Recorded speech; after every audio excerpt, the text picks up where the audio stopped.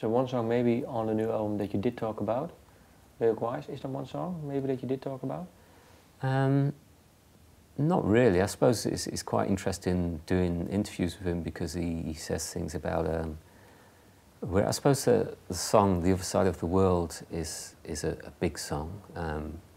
It kind of, it's a big song for me, but I suppose lyrically, "All the Love," a song, I know that that's a very special song for Stuart because he feels as though he's always been trying to reach something like that, and he finally feels as though he's achieved something that's a very kind of simple song, but it kind of works in a very deep way. I think it's a song that was very special for the album in that way. What is for you then, well, the single? Can you say something about that song? The single, yeah. Which, do you mean the single, the Hungry Sore, or do you mean the Flicker? The Flicker, yeah.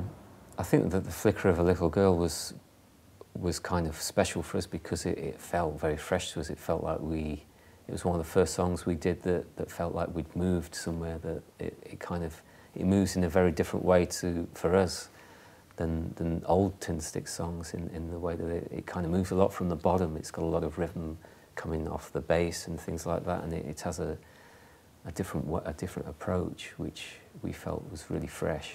So that kind of, and on the album, the album starts with an introduction and a song called Yesterday's Tomorrows, and the introduction is basically the instrumental of that, and which is probably the oldest song on the album. It was a song we tried as Tindersticks probably 6 or 7 years ago, which never really worked, and it's taken a long time for the music and the lyrics to find themselves.